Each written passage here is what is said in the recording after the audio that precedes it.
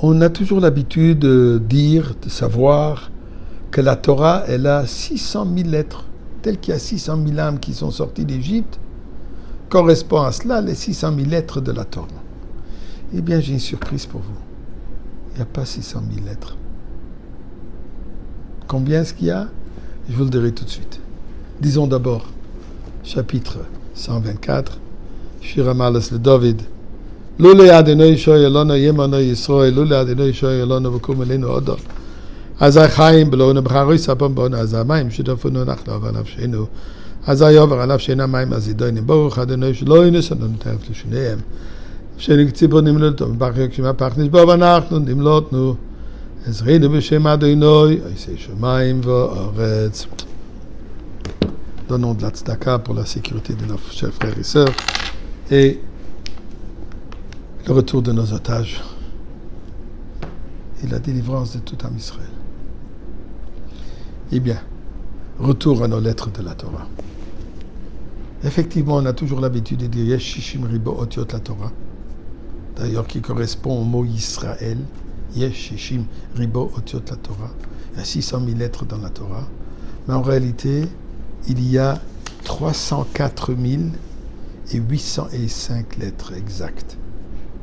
Quand nous disons 600 000, ceci fait aussi, on rajoute les petites couronnes, les dessins qu'il y a sur la lettre. Avec toutes ces petites couronnes, on a atteint le chiffre 600 000. Donc ce sont les lettres couronnées. Mais les lettres telles quelles, il y a 304 et 805 lettres. Dans la paracha de cette semaine, qu'on a mentionné hier, que la Torah nous parle aussi des lois de kosher, les animaux kashers et donc kashers. À un certain moment, la Torah nous parle aussi des shratzim, les vers, tout ce qui rompt la terre. Et tout ce qui rompt sur la terre, sheketzu lo yechal, c'est abhorrent, on n'a pas le droit de le manger. Ensuite, la Torah dit le prochain verset. Kol holech al gachon.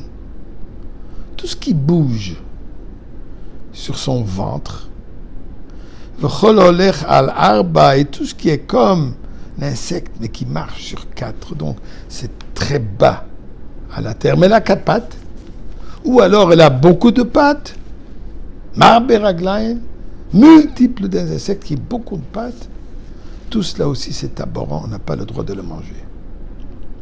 C'est quoi qui rompt sur son ventre, nous dit Rashi, Holech al Gachon, c'est Nachash, le fameux serpent qui rompt sur son ventre. Pourquoi la Torah ne dit pas tout simplement Nachash, le serpent? Pourquoi nous raconter quelque chose qui rompt sur son ventre? Ceci c'est interdit. On reviendra. Mais regardez une autre chose. Le mot Gachon, qui veut dire rompre sur son ventre, c'est écrit Gimel, Chet, Vav, Nun. La lettre Vav de ce mot Gachon est plus grand, s'appelle Otiot Rav Revi, les grandes lettres de la Torah. Il y en a plusieurs. C'est là la parmi une des grandes. Et elle est la lettre centrale de toute la Torah. Comme j'ai dit tout à l'heure, qu'il y a 304 et 805 lettres, cette là, elle est la 152e 403e lettre de la Torah. Donc c'est juste le point central de toute la Torah. Et bonne shalom, il n'y a rien de plus central dans la Torah que le serpent parmi toutes les choses. C'est ça, ce qui est le point central de la Torah. Eh bien ici est le message. Le serpent, nous connaissons, c'est lui qui a amené le désir, le plaisir dans le monde, qui cherchait le plaisir. Adam et Ève, c'est le serpent qui est venu influencer à Chava de manger du fruit interdit. Tu vas l'aimer, c'est extraordinaire. Sois joyeuse. Mène une vie qui te satisfera toi personnellement. C'est ça ce que le serpent représente. Comme punition, Dieu l'a enlevé les pieds complètement et depuis il rompt sur la terre. Mais ça représente aussi que tout son intérêt est quoi? Les choses terrestres. Son ventre C'est pour ça ce qu'elle vit. Elle ne vit que pour son ventre. Pour remplir son ventre, pour satisfaire ses plaisirs parmi les plus basses. Et c'est ça ce qui est le centre, le point central de la Torah. Pour nous dire la lettre Vav qui est comparée à la Torah. Un petit Yud en haut qui vient en bas, qui descend.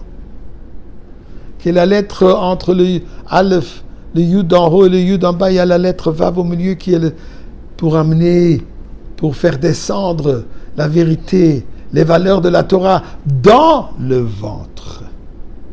Et ça, c'est le point central. Le point central de toute la Torah, elle est quoi? D'amener la Torah dans ce monde si bas.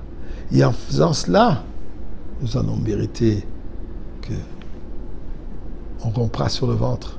On ne rompra pas sur le ventre. On va vivre dans le Beth Amikdash.